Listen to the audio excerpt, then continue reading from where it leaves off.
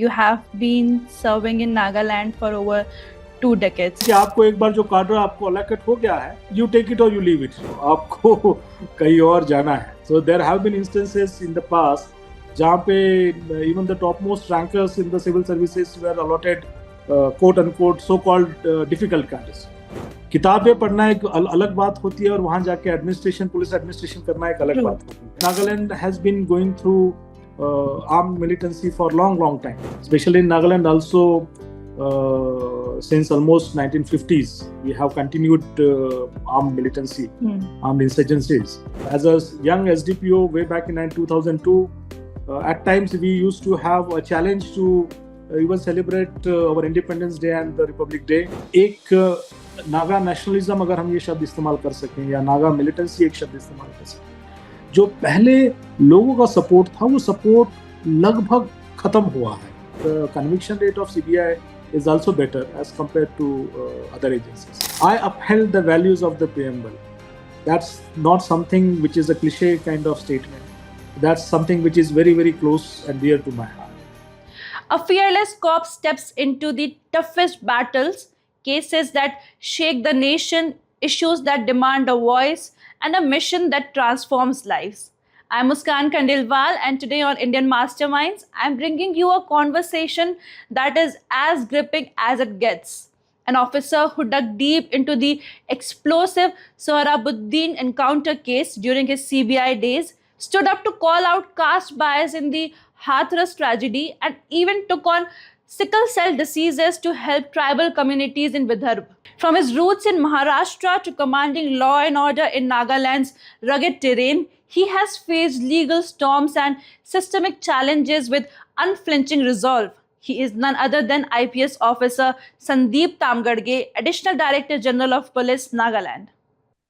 Okay, so you have completed 24 years in this service, and you have been serving in Nagaland for over 2 decades now. So can you take us back to the time when you were first posted there in Nagaland? Yeah, I must say, when I was initially offered given Nagaland cadre, at that time we did not have the current system of cadre allocation. Okay. At that time the system of cadre allocation was different. It was basically the Ministry of Home Affairs in case of IPS and DOPT in case of IS. They used to have different parameters in the form of keeping the roster system, etc. And उसमें ये था कि आपको एक बार जो कार्डर आपको allocate हो गया है, you take it or you leave it. ये नहीं है कि आपको कहीं और जाना है. So there have been instances in the past जहाँ पे even the topmost rankers in the civil services were allotted quote unquote so-called difficult cadres. In my view, no cadre is difficult or no cadre is simple. All cadres have its own challenges. So when I was initially offered given Nagaland cadre, to be very honest, I was kind of little bit disappointed. I had hoped that maybe I would stay closer to my home, Maharashtra. If not Maharashtra, maybe closer to my home. Since all along my life, I have been away from my parents in the hostel and so on and so forth. So I thought maybe I can take care of my family. And I remember I going and telling my dad, since I was already in the service as a DSP in CBI, me going and telling my dad that I've been allotted Nagaland cadre. And in my batch, during our time, the cadres used to be allotted when you were in the foundation course, Labasna में.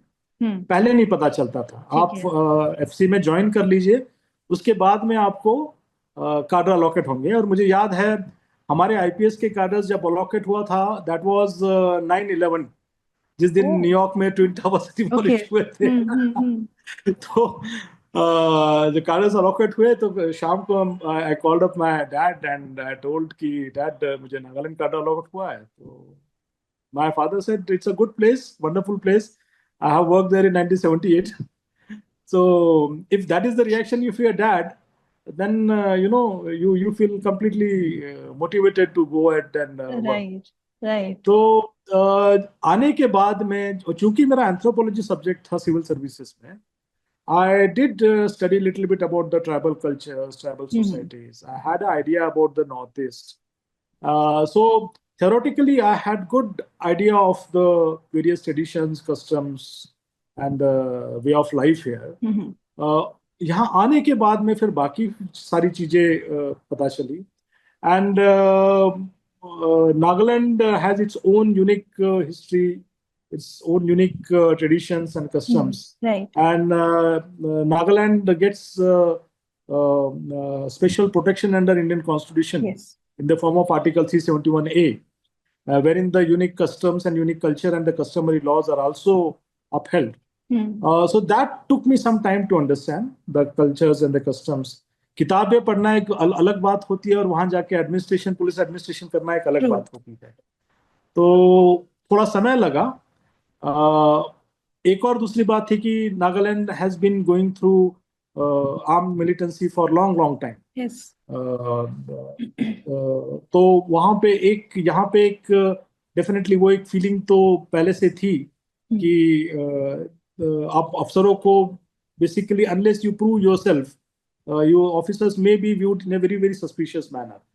कि acceptability का थोड़ा issue था पहले, अभी नहीं है.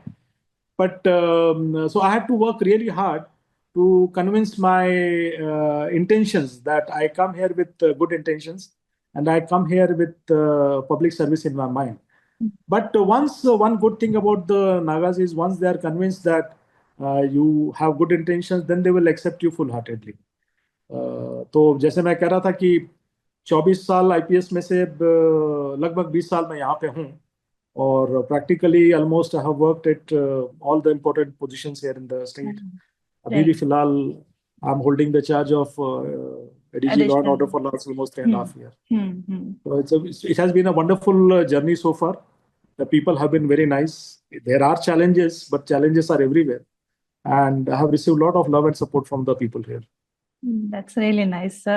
So how has Nagaland evolved in terms of policing, crime control, and security over these 20 years?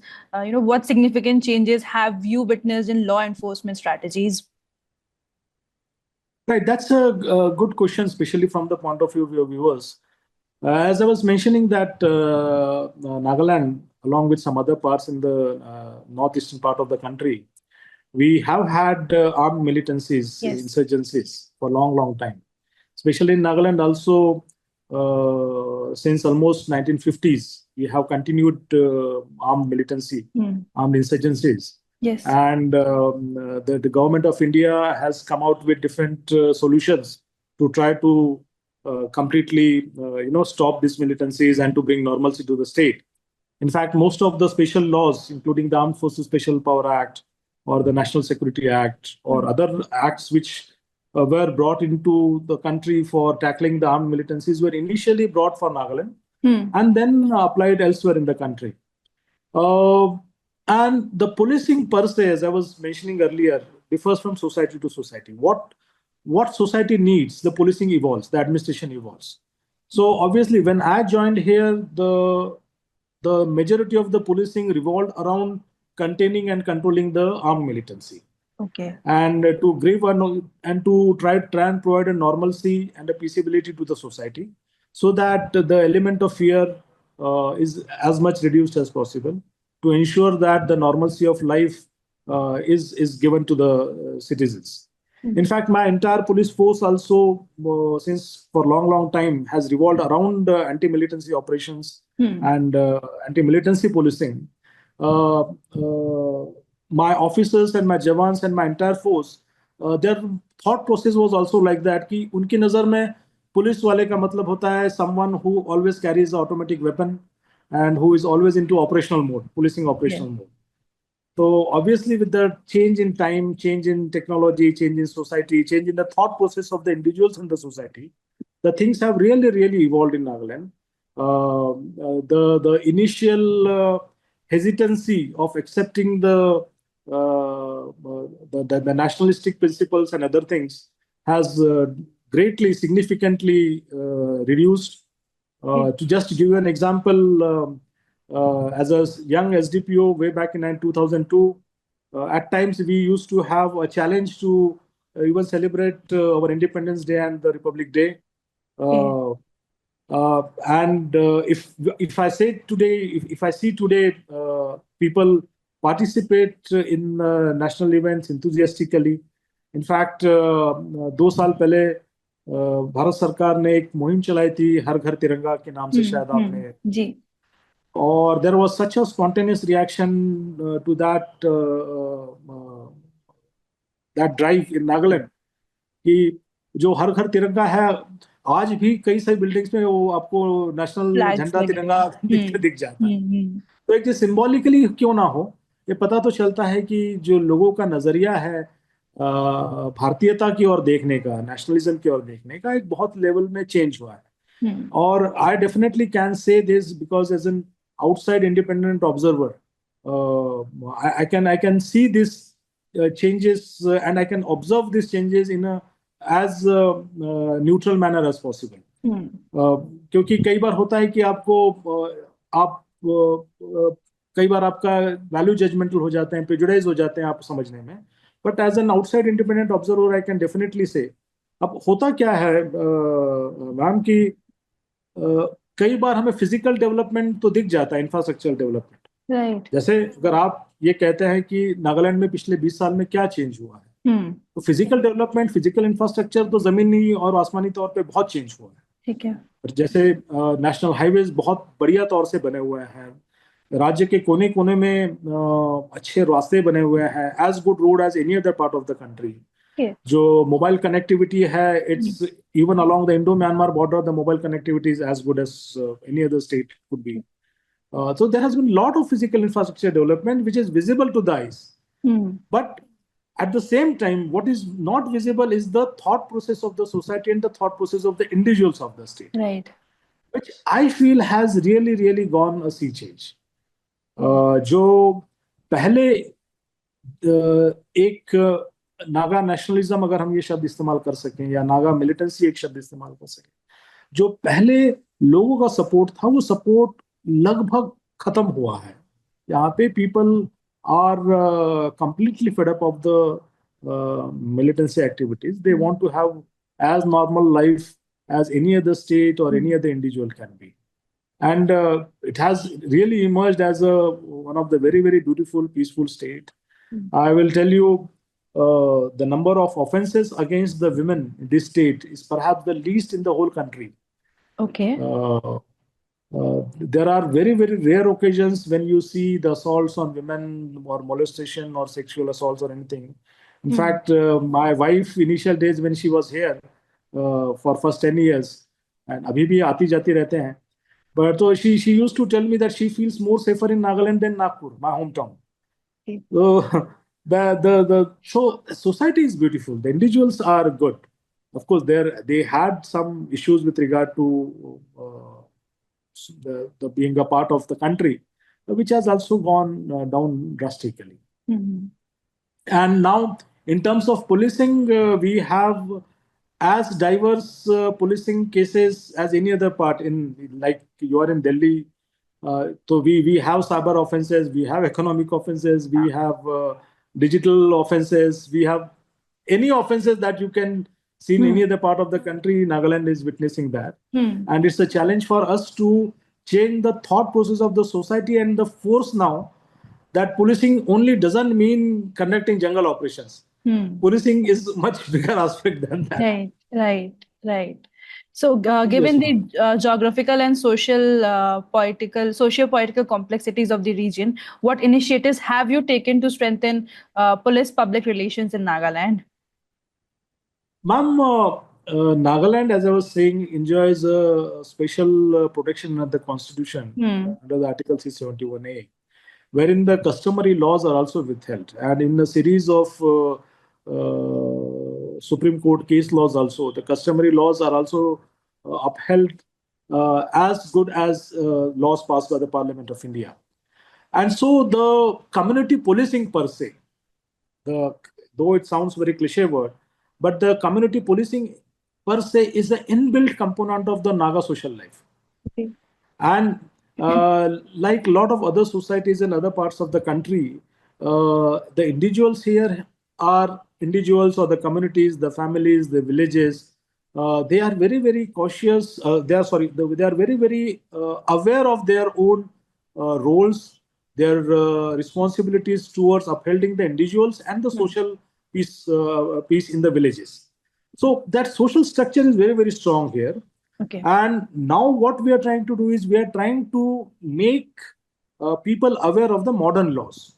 Okay. That yes, if there is an offense, please come to the police station. Not necessary that all offenses needs to be handled in a customary manner. We have a modern criminal justice system here. We have a modern set of laws, including the new criminal laws which have been now implemented all over the country. Nagaland has also implemented those laws. So that is the effort now that we're trying to reach out to the people, that in the event of any offenses, do visit the criminal justice system. And so we are reaching out to the schools, colleges, we are reaching out to the rural folks. We are trying to tell them about the modern investigation techniques. We are trying to upgrade our capabilities. Government of India is really, really playing a very big role here in upgrading our skills, upgrading our infrastructure. Since Nagaland is relatively revenue-less state, so we largely depend on the Government of India for upgrading our capabilities, and Government of India is really helping us in that. तो drug का usage sir बहुत ज्यादा है नागालैंड में, if we see the reports. Yes ma'am, drug का usage है यहाँ पे, but more than the usage part, Nagaland, since being a bordering state with Myanmar, yes, and Myanmar along with other few other countries in our neighborhood, as our Honorable Home Minister says, it's a death triangle, not the golden triangle. Lot of movement of narcotics takes place from Myanmar side. It's a known fact that northeastern states are an important transit route for transportation of these drugs.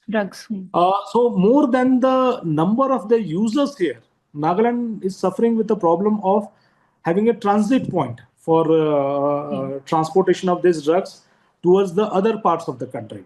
And of course, as a law enforcement agency, along with the NCB of Government of India and other state police in Northeast, we are trying to ensure that we develop and evolve a coordinated approach in transporting, breaking open the networks, and trying to see that we control the narcotics trades and usage as much as possible. Okay. But you are right. This is one of the major problem in right. not only Nagaland but in Manipur and other parts of the in many of northeastern states. Yes, ma'am. Right. So when you were posted in CBI, you have handled high-profile cases like Tulsi Ram Prajapati, and if I'm not wrong, agar mere data sahi hai to, right? Yes. Right. So you have handled high-profile cases like Tulsi Ram Prajapati and Sohrabuddin Sheikh. So what was the most challenging aspect of investigating such political charged cases? Ma'am, as I had mentioned, I had already worked in CBI as a DSP. Yes. So, and criminal investigation is something which is close to my heart. And when the CBI head office thought that or decided that these cases would be given to me for investigation, of course, a lot of investigation was already completed, and I was the second or the third IO in these cases. We tried to do a relatively professional job in accordance with the law. And a major challenge was one major problem with police and the CBI, especially the CBI or NIAs. Whenever an offense takes place and the state police in the police station, we get the information as soon as possible, so that the IO goes to the spot, try to collect the evidences. So the reaction time is very less. Right. And we tend to get the evidences on the real time basis. जबकि CBI और जो दूसरी agencies हैं जैसे NIA भी हैं, उस समय एनआईए को तो अभी आजकल बहुत फास्ट केसेस मिल जाते हैं, पर जनरली सीबीआई के पास में ये cases they come to CBI after a considerable lapse of time. Right. Like for example, CBI के पास में जब ये दो केसेस आए थे, तब तक पहले 5-6 साल बीत चुके थे.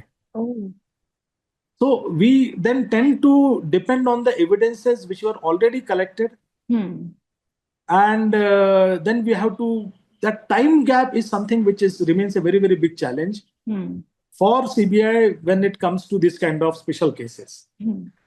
जो CBI के दूसरे cases हैं, like anti-corruption cases or bank offences or economic offences, those are documentary evidences-based cases or digital evidences-based cases.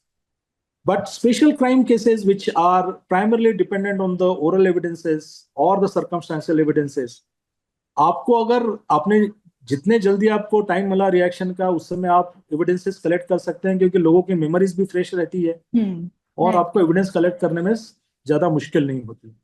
पर जब आपके पास केस 5, 6, 7, 8 साल बाद आते हैं, उस समय it's really difficult to go ahead with the investigation. So I think that was one of the major challenge for creating creating the scene of crime and for collecting the evidences and so on and so forth. बाकी normal जो challenges रहते हैं politically sensitive cases में, वो सारे challenges तो रहते ही रहते हैं. So, but one good thing about CBI, I can say this with confidence now, since I had worked as a DSP also and then subsequently as an IPS also. Yes. CBI has a very, very good institutional structure as far as supervision of the investigation is concerned, and also the supervision of the evidences, the court-related matters are also concerned. We have the CBI has a very, very good mechanism of supervision of the legal aspects in the process of a complete hierarchy of the PP, the public prosecutor, the DLA, the ALA, and so on and so forth. And also at every level, the investigating officers' work gets supervised the senior officers. Okay. So that collective efforts are there. And that is one reason why I feel that the conviction rate of CBI is also better as compared to other agencies. So you have also been, very vocal on issues like nationalism and freedom of speech, such as your 2020 remarks on the Hathras case and broader social justice themes on your, Facebook and Twitter. So how do you decide when to speak out as an officer, and have you faced pushback from within the system for it? Ma'am, I feel as a public servant, I am bound to the constitutional mechanism of the things. Right. Whatever the constitution upholds, the preamble upholds. If you can see at my back, there is the photograph of the preamble on one side, and the photograph of Dr. B.R. Ambedkar. Yeah. I upheld the values of the preamble. That's not something which is a cliche kind of statement. That's something which is very, very close and dear to my heart. So whenever I feel that there is a violation of the constitutional principles, yes, there are service conduct rules, and I try to be within the service conduct rules, because I understand that besides being an individual, I'm also a public servant. And when I say public servant, I'm supposed to uphold the sanctity of the office of the public servant. So your question was when I decide to speak out as an officer. Whenever I feel that, yes, as an officer, whenever I feel that there has been violations within the public service, and I feel that in the capacity of a public public servant, if I can be of, I can give any suggestions, I can give any opinions, I can give anything in the public domain, I try to speak out in a very, very balanced manner, because I am fully aware of the statements, or whether be it spoken statements or the written statements, which can have the potential of creating further damage. Right. So I'm very well aware of that. So any subject which I feel is close to my heart, human rights violations, for example, or violations of the dignity of the women, or violations of the rights of the individuals, and if I feel that in my limited capacity, upholding the constitutional principles, if I can speak, I try to speak out. That's really nice, sir. So because you have completed 24 years in the service now, looking back, what do you think has been your biggest contribution in policing? Just trying to do my job as a public servant, what I'm expected to do in any capacity that has been given to me, be it in different challenges, the different roles that have been given in Nagaland in the form of the SDPO or SP or various IGPs, or in the role of capacity of CBA officer. I think I have tried to take all the jobs with as much passion as possible. I've tried to do try to give justice to all the jobs that I've been given. And one thing that I can say with certainty is that the fact that I've been here in Nagaland for a good number of years, almost 20 years that I've been on field here in Nagaland, and the fact that I've had the opportunity of studying the tribal communities in the Northeast. It has given me a lot of good exposure to understand the diversity of the communities, the dynamics of the workplay of the various communities. Right. That's something which I feel has been very, very satisfying for me. Great. So thank you so much, sir, for giving your time. This has been really a great conversation. काफी कुछ आपने बताया नागालैंड के बारे में, जो दिक्कतें हैं वो 20 साल पहले जो नागालैंड था, अब जो नागालैंड है वो.